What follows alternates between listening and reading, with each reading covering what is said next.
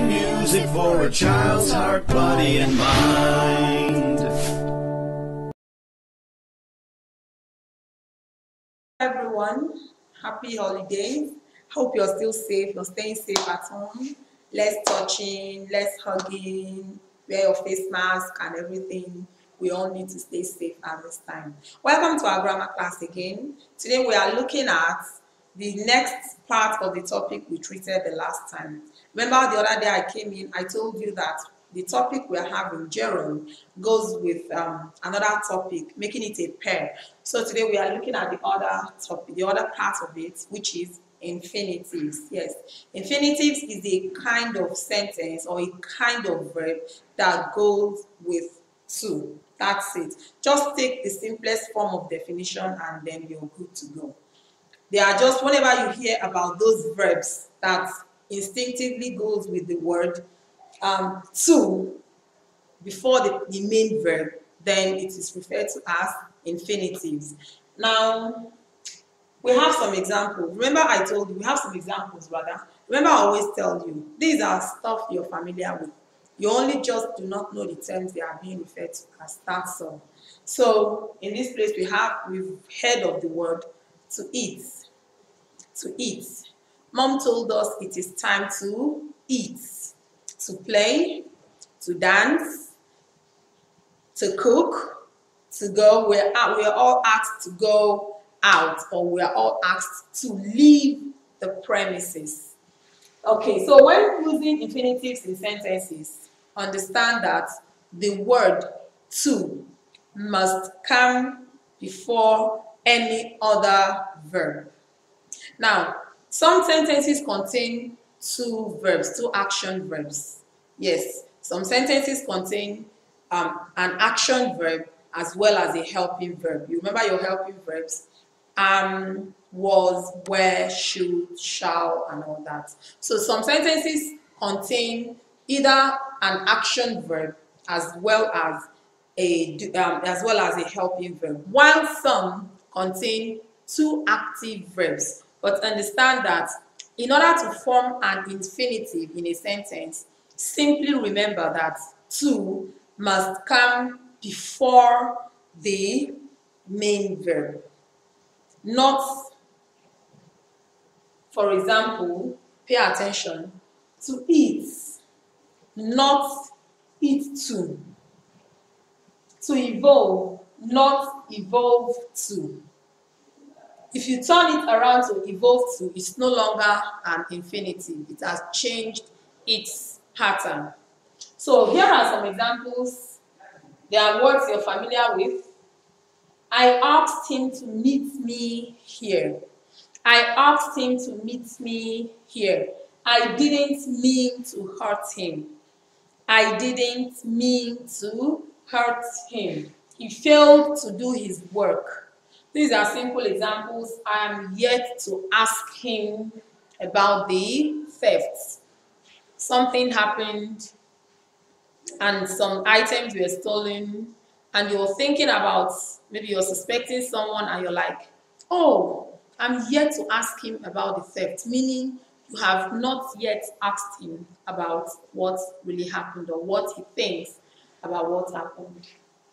So here are some examples of verbs that we are very familiar with, but in order to form infinitives, these are the words you really need to work with. We have wish. I plan, or I wanted to wish him a happy birthday. His birthday was last week. I am yet to wish him a happy birthday. Invite, invite, invite. Or she failed to invite me to her party. She did not, you understand, the person did not, it means the person did not invite you to the party, to his or her party. Then manage. We're all asked to manage our resources at this time. Obviously, everywhere is in lockdown and the economy is on hold. So, in order to make this sentence proper, you're like, oh, Daddy said we should all manage our resources, manage our stationaries. We have the other word, resolve.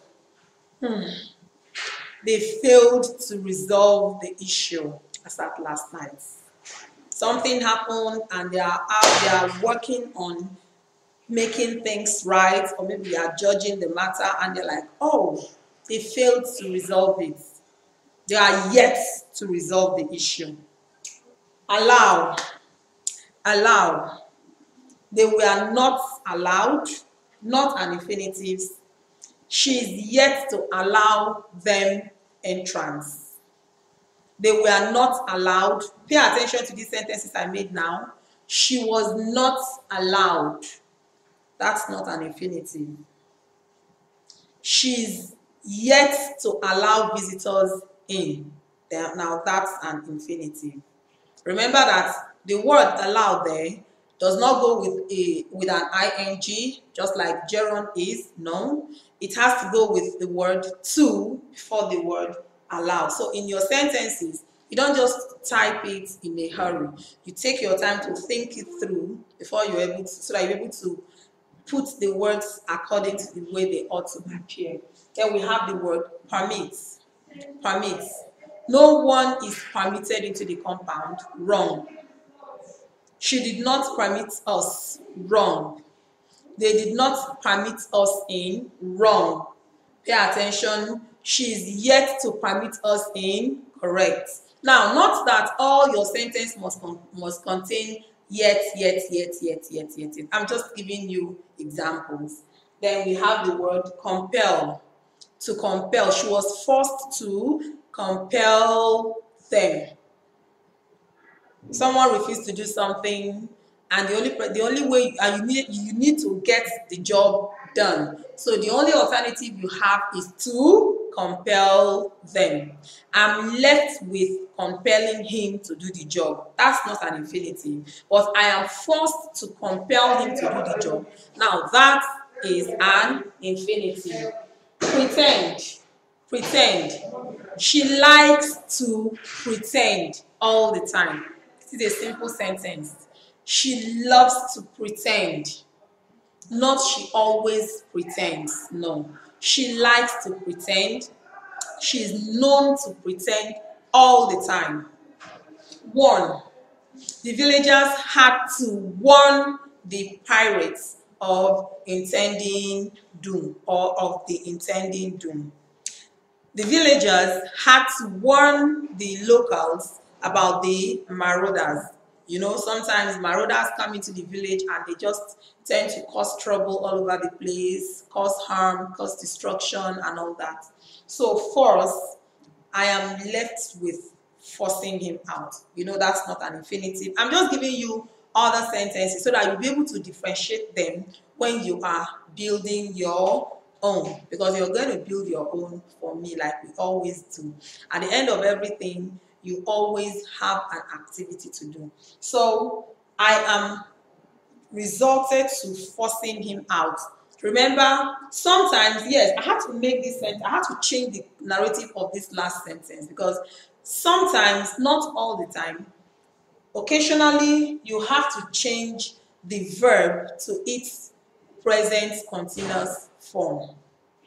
You understand? So in order to do that, once in a while you could change it or you could leave it as it is. But for you to change it, it has to go in line with the sentence you already have. You don't just change it when your sentence does not need that. So it's important, as much as even if you change it, I'll still accept it. But understand that if after changing and it doesn't blend with the sentence I intend you to get, or it doesn't blend with the sentence you're making, then you're totally off points. You understand? Okay, so I need you to remain safe, but at the same time, I also want I want you to pay attention to the last class we had, gerund. It's still part of this topic. Now, in gerund, I gave you something to do on identifying the subject and the object in the sentence. A good number of you did well, but I still saw some people were mixing them up. Please, no, don't do that, because I may likely give you more activities on that same topic. maybe some other day. That's not really part of this, but I need to mention that. So you pay attention to it and understand that gerunds come at the beginning or at the end. When it's at the beginning of a sentence, then it is a subject. When it's at the end of the sentence, it obviously is an object. So stay safe, remain good, be good. And then at the end of it all, as usual, check your classwork portal. You are going to see your classwork there. Remember, no pictures, no snapping. Type it and send back to me.